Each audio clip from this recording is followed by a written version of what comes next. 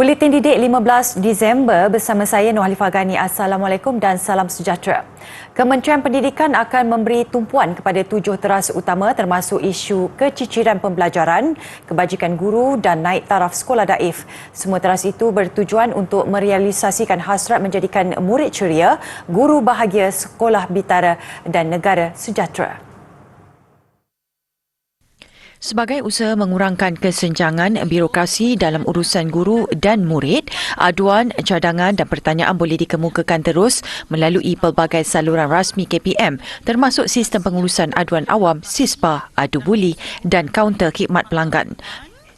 Teras kedua adalah memberi penekanan kepada aspek insaniah melalui pembentukan adab, akhlak dan integriti bagi mewujudkan suasana harmoni yang akan menghindari gejala negatif seperti gangguan seksual, buli, ekstremisme, gangsterisme dan vandalisme.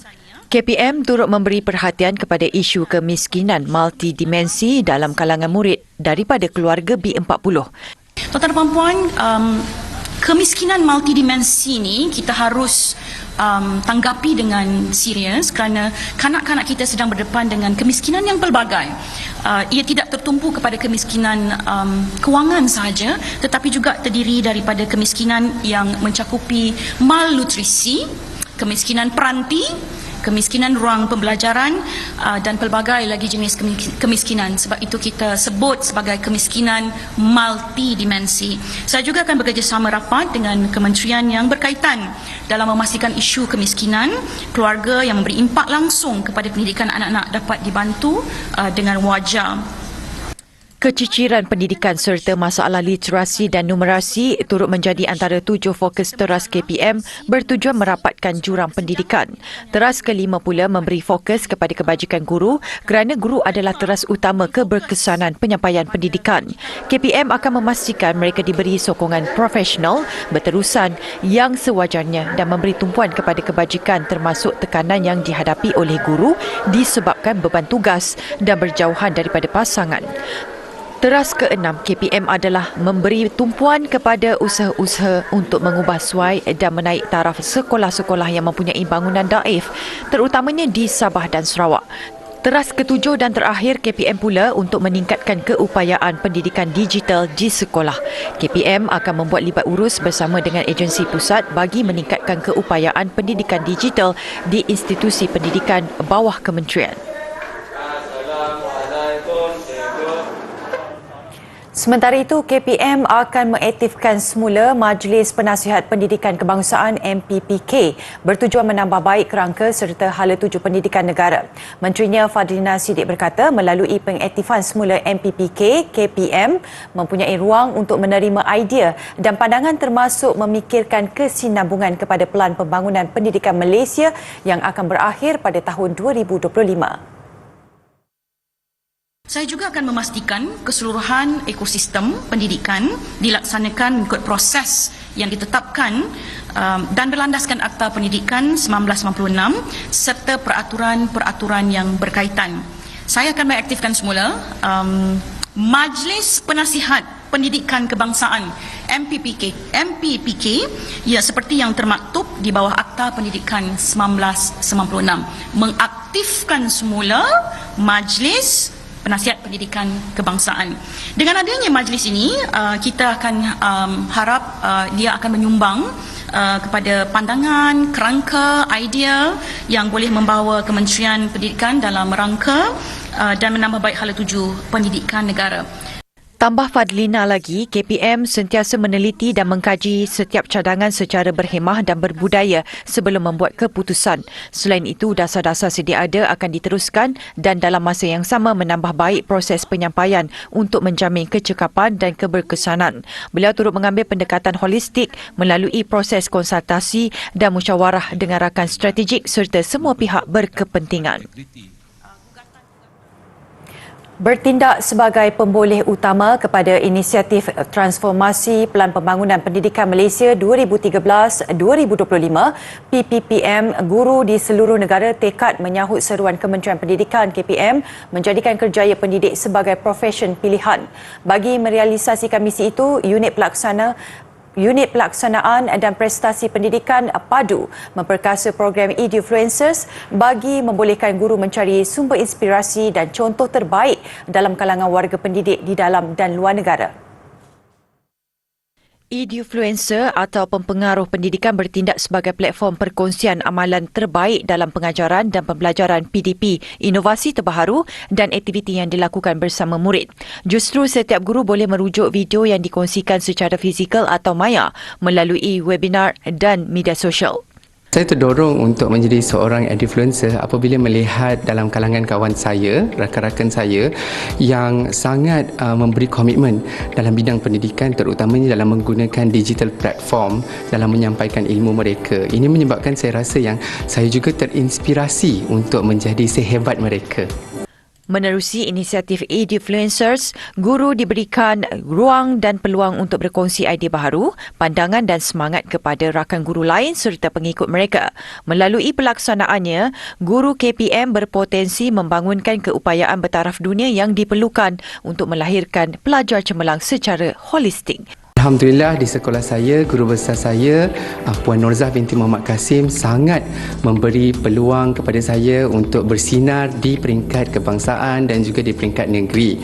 Jadi peluang-peluang yang disediakan oleh KPM dalam menjadi JU kebangsaan, JU negeri, malahan membina modul di peringkat KPM, memberikan video yang sangat luas. So guru-guru di Malaysia mempunyai peluang yang sangat besar untuk bersinar dan menyampaikan ilmu mereka dalam pelbagai bentuk. Mengorak langkah ke hadapan, komuniti Edufluencers akan terus diperluaskan demi memartabatkan profesion keguruan dalam pembangunan modal insan.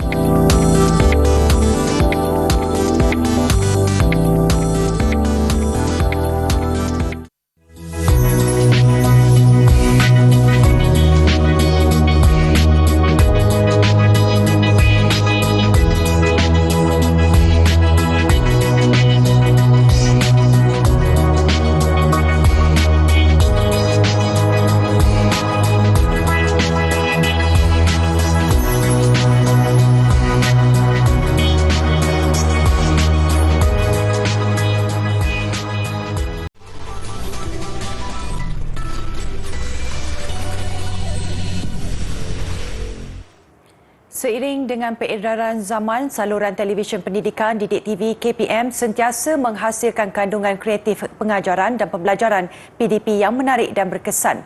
Bagi menghargai usaha dan komitmen itu, seramai 400 guru dan pegawai Kementerian Pendidikan KPM yang terlibat dalam penerbitan Didik TV KPM diraikan dalam Majlis Terima Kasih Cikgu Didik TV KPM 2022 malam semalam. Penganjuran kali kedua itu diadakan bagi menghargai jasa guru penyampai, jurubahasa isyarat dan pegawai KPM yang berkorban masa serta tenaga dalam memastikan program diterbitkan bukan sahaja bermutu tetapi menepati kurikulum sekolah. Kita nak beritahu kepada masyarakat bahawa hari ini pembelajaran bukan sekadar terikat di dalam bilik darjah. Pembelajaran hari ini boleh berada di mana-mana sahaja. Yang penting guru kita perlu kreatif, masyarakat perlu menyokong dan kita perlu berada dalam satu ekosistem kebersamaan. Ujarnya, kandungan Didik TV KPM bukan sahaja dimanfaatkan murid di seluruh negara tetapi juga menjadi sumber rujukan kepada guru dan masyarakat, khususnya ibu bapa. Menerusi pelbagai inovasi serta perkongsian teknik dalam pengajaran dan pembelajaran yang bersesuaian dengan pembelajaran abad ke-21, kandungan Didik TV KPM sentiasa relevan sepanjang masa, tidak hanya terhad kepada era pandemik.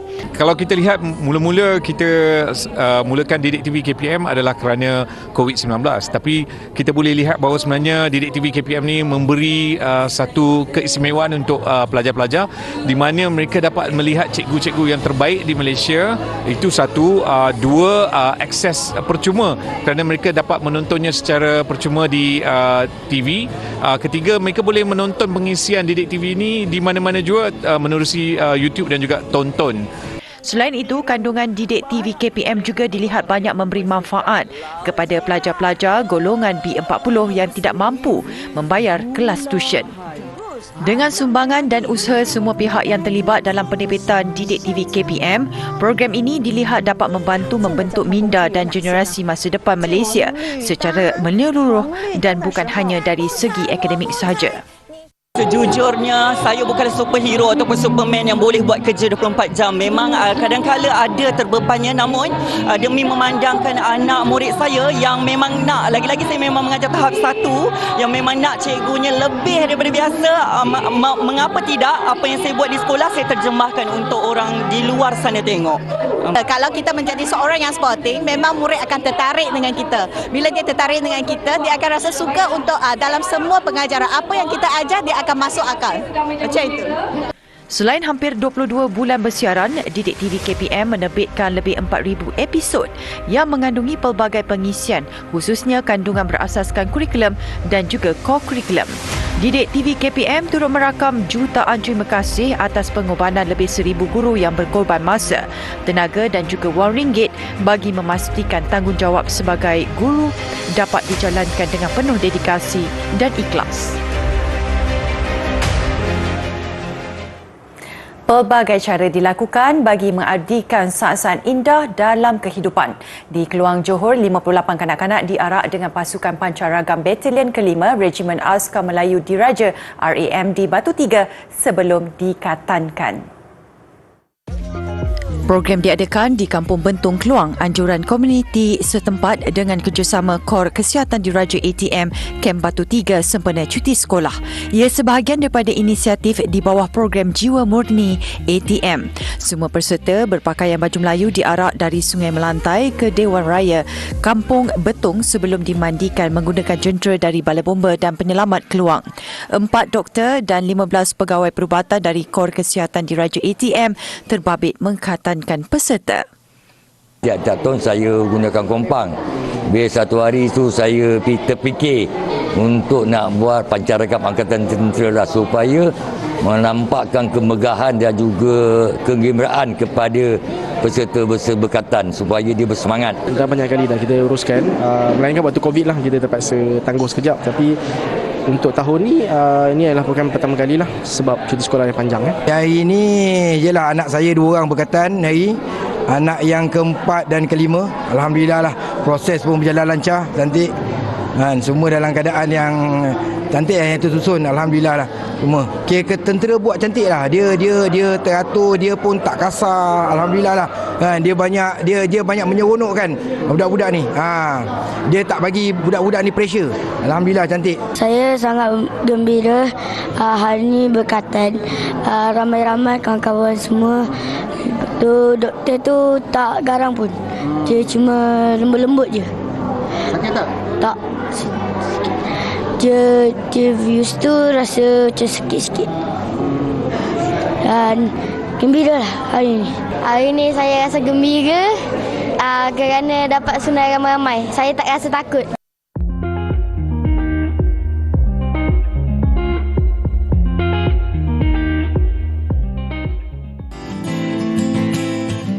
Keris asal usulnya adalah daripada Kepulauan Jawa, dan ini adalah salah satu contoh keris sebelum kedatangan Islam yang mempamerkan ciri-ciri daripada kebudayaan Hindu dan juga Buddha yang menjadi agama terawal di dunia Melayu. Jadi kita dapat lihat hulunya berbentuk watak daripada Mahabharata, watak wayang yang digelar Raja Malala, iaitu bentuk dewa-dewi Hindu pada zaman dahulu. Dan pada bilahnya kita akan nampak tulisan kawi, tulisan lama, tulisan kuno yang memaparkan, maknanya menunjukkan asal usul kewujudan keris di Kepulauan Jawa.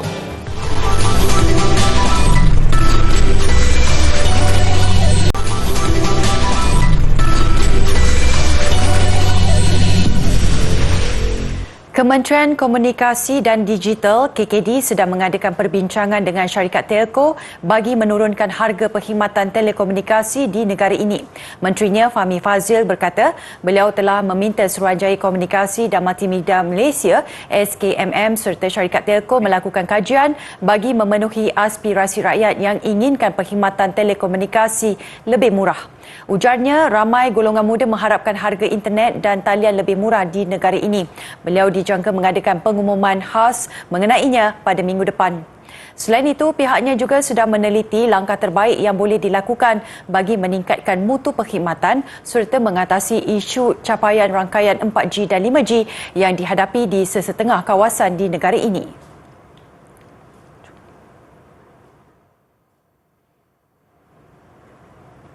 Model animatronik makhluk asing atau ET yang digunakan dalam pembikinan beberapa filem sains fiksyen Amerika Syarikat dijangka dijual pada harga antara 2 hingga 3 juta dolar. Mesin berketinggian 0.9 meter itu mempunyai 85 bahagian bergerak yang dimanipulasi oleh 12 pengendali patung untuk mencipta pergerakan. Ia direka oleh artis kesan khas Carlo Rambaldi yang juga pernah mencipta model watak makhluk asing dalam filem Alien Xenomorph.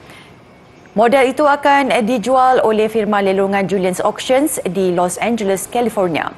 Ia adalah model paling kompleks dan berharga kerana digunakan untuk kebanyakan rakaman ekspresi wajah ET. Antara barangan lain yang akan dilelong termasuk basikal BMX yang direka khas untuk filem terbabit yang dijangka mencecah $50,000. Memorabilia dari filem franchise Star Wars dan Harry Potter turut menjadi perhatian dalam acara lelongan itu. On our website, we can send to you.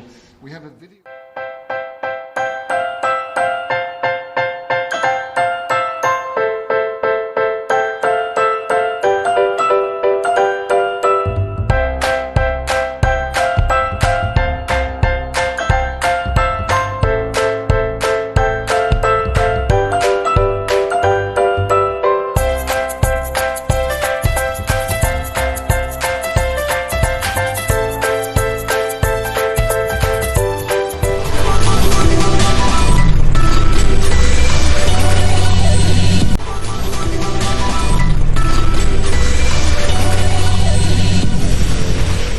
Sukan skuad Harimau Malaya melengkapkan aksi persahabatan antarabangsa menjelang saingan Piala AFF 2022 dengan menewaskan Maldives 3-0 malam semalam. Pastinya satu suntikan moral buat pemain yang sebelum ini menundukkan Kemboja 4-0 pada satu lagi perlawanan persahabatan. 5 pertukaran dalam kesebelasan utama yang dilakukan Ketua Jurulatih Kim Panggon berdepan Maldives nyata tidak menjejaskan rentak Harimau Malaya. Terus melakukan asakan sebaik permainan bermula, usaha skuad kebangsaan membolosi gawang lawan berhasil pada minit ke-24. Ia berpunca daripada kesilapan pasukan pelawat yang pantas dihukum penyerang kebangsaan Darren Lock. 1-0 mendahului pada babak pertama, Harimau Malaya meneruskan penguasaan selepas perlawanan bersambung. Darren sekali lagi mencuri tumpuan apabila lorongannya disempurnakan oleh ketua pasukan Muhammad Faisal Halim untuk gol kedua Malaysia pada minit ke-64. Kemasukan pemain naturalisasi di tak pada babak kedua juga banyak memberi impak positif di bahagian serangan.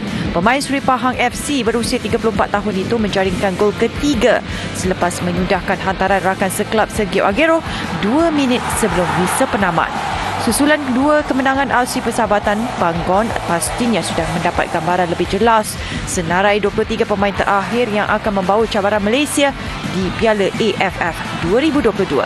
Harimau Malaya yang diundi dalam kumpulan B dan dijadual membuka kempen menentang Myanmar di Stadium Chuana, Yangon 21 Disember ini. Bagi remaja yang meminati tenis khasnya, jangan ketinggalan untuk menyaksikan kejohanan tenis remaja terbuka MBPJ 2022. Memasuki edisi ke-32, saingan akan membuka tirai bermula 17 hingga 21 Disember ini. 175 pemain tempatan dan luar negara akan mengambil bahagian pada kejohanan anjuran Majlis Bandaraya Petaling Jaya dan Persatuan Tenis Selangor. Pemain dari Singapura, Australia dan India antara yang telah mengesahkan penyertaan. Saingan akan berlangsung di 3 venue iaitu Kompleks Sukan MBPJ Kelana Jaya, Gelanggang Tenis Kelana Jaya dan Kompleks Sukan Astaka Petaling Jaya. Kejohanan yang mula dianjurkan sejak 1990 itu membabitkan 2 acara iaitu perseorangan dan beregu remaja lelaki serta perempuan bagi 9 kategori yang dipertandingkan. Menariknya, kejohanan ini juga bakal menjadi medan untuk pemain-pemain mengutip mata dalam ranking remaja kebangsaan. Pameran keindahan seni kaligrafi Arab di Algeria mengakhiri buletin didik saya Nolifah Gani. Salam hormat, kita jumpa lagi.